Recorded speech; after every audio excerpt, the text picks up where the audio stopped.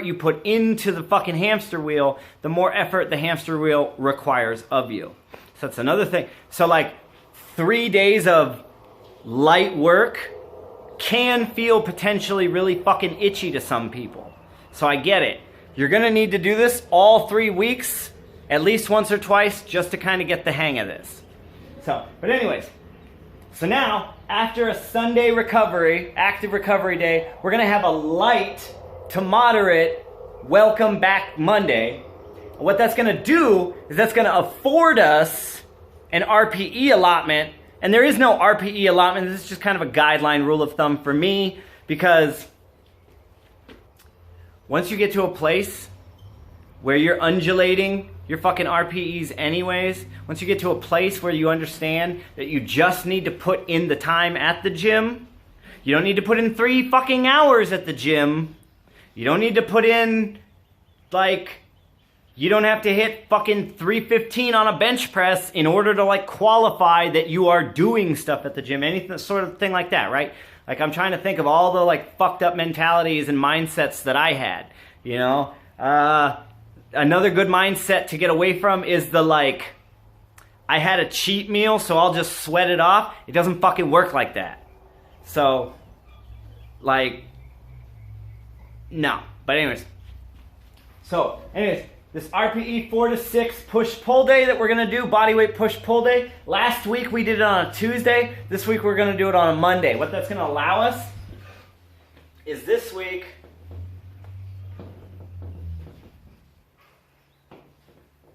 we're going to go like this.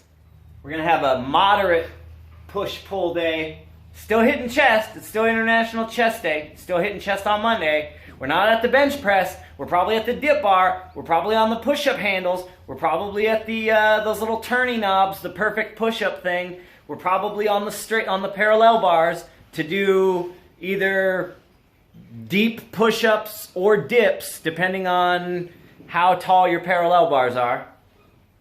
Then we can go into a heavy fucking. Then we can go into our heavy bodyweight push-pull day. Or, like, we can do that. Or, let's say that this week we know that, you know what, that guy who always hogs that one rack that's really fucking good for overhead press, he's never there on Tuesday. So you know what, I'm going to use my overhead press this week on Tuesday, and I've just had 3 days off.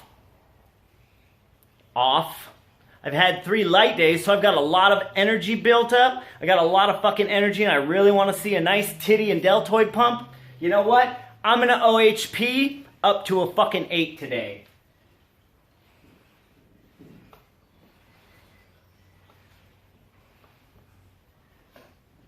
So we're going to go, let's go to 6. Let's go to 6 to 8. So now we've got an OHP, we've got overhead press, 6 to 8 day.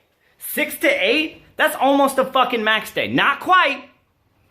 We might be working at 80% of our previously set 1RM on this day, calling for an 8. We're not trying to set a new 1RM, and we're not trying to hit volume work at that 80%, but we might get to lift a decent load on the overhead press. Then what we're going to do is we're going to go into our squat day. And this week, in my mock-up, this second week, I'm going to keep the squat day low so that I can hit my hinge day extra hard this week. So we got our squat lower body press day.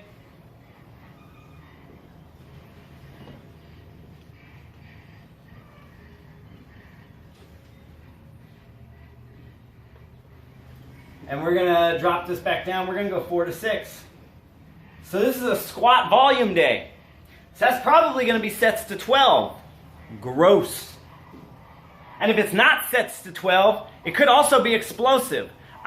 If I have an RPE that calls for 6 to 8, but I also like have some ligament or joint issues going on that week, to let my joints rest, I might get the RPE through a lower volume. Like, I'm going to say that, I'm not going to write it down. We're going to continue to illustrate this, but I'm going to give you that quick little pro tip about how I'll do things for myself. And what I'll do then is I'll focus on the intensity of lift. So like, let's say, like, okay, so I bench 225 right now, right? That's like my soft 1RM. So what's like 30% of 225? I don't know, without a calculator. I'm gonna say 95, right? Because that's what I would end up loading it. So I would load 95 pounds on my bench press, and I would do sets to repetitions of 6. But within those repetitions of 6, because I see that the RPE calls for a 6 to an 8, but I know that I'm keeping the weight low because like my joints hurt or some shit that week, then what I'm gonna focus on is tempo. I'm gonna aim for full extension, 1 second, 1 second, 1 second. And I'm at, rather than like my normal bench press rate of speed, I'm gonna aim to fucking have reps completed at a considerably faster pace because I'm working with that lower weight. So, but anyways, so we've got our 4 to 6 lower body press day. Now, because we did OHP on a Tuesday this week, it obviously doesn't go on Thursday, so this week we get a push-pull again.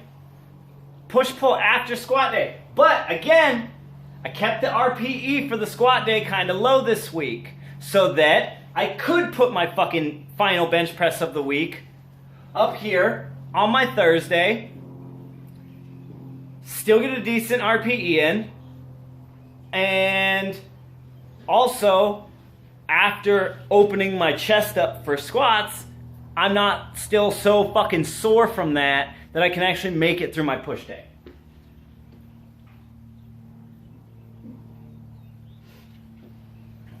So we've got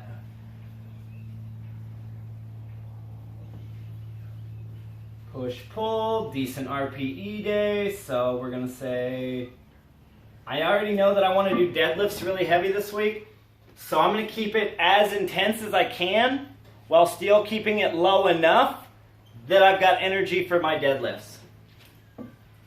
So let's say a 5 to 7 RPE. That's a decent RPE. A 7 RPE on a push-pull day, you're still gonna get some juicy titty pump, man. Now, I love deadlifts. I love my deadlifts. So now, it's fucking exciting deadlift day.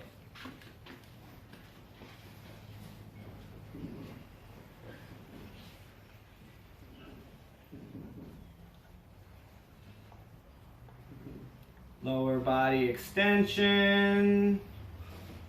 And in fact, so I mentioned before that last Friday, when I kept my RPE 4 to 6, and I worked on hinge and lower body extension, I said that that was the day for reverse hypers, that was the day for glute ham kickbacks, that was the day for all the shit that you can do body weight. But this one, this following Friday, since I've kept my RPE demands relatively low, what I'm gonna do for myself is I'm actually gonna get this day done in about 35 minutes. This is how I'm gonna do it. I'm gonna hit my heavy fucking deadlifts, and then as soon as I'm done with my heavy fucking deadlifts, I'm gonna do real power cleans. Like, I don't do a lot of power cleans, but as a prior defensive back in my youth, like, power cleans are something I'm really good at. I've just got a lot of practice. And they're a hip extension exercise, and they're a total body conditioner. So I'm gonna kind of double up and kind of cheese, because like, let's say this Friday that I've accounted for, that I'm writing right now, maybe I'm taking Jamie out for a date, you know? So I've only got 30 to 40 fucking minutes for the gym that day anyways. I wanna get as good a one as I possibly can. So I'm gonna hit deadlifts at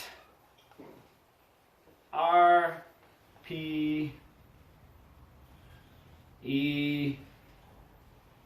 8 with a warm-up, of course. with preparatory movements going into it. But my top set